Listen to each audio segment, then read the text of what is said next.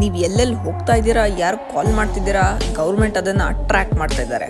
Recent ಆಗಿ finance minister Nirmala Sitharaman ಅವ್ರು ಹೇಳಿದ್ರು, ಗೂಗಲ್ ಮ್ಯಾಪ್ ಹಿಸ್ಟ್ರಿನ ಯೂಸ್ ಮಾಡಿಕೊಂಡು ಕೋಟ್ಯಾಂತರ ರೂಪಾಯಿ ಪತ್ತೆ ಹಚ್ತೀನಿ ಅಂತ.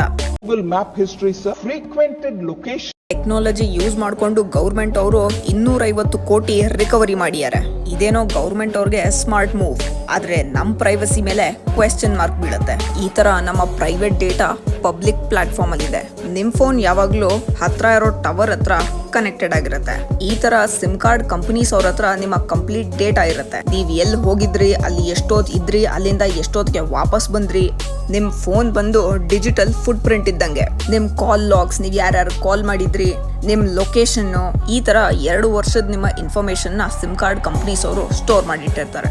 ಈಗ ಇದೇ ಡೇಟಾನ ಗೌರ್ಮೆಂಟ್ ಅವರು ದುಡ್ಡು ರಿಕವರಿ ಮಾಡಕ್ಕೆ ಯೂಸ್ ಮಾಡ್ತಾ ಇದ್ದಾರೆ. Google Map History is a frequented location.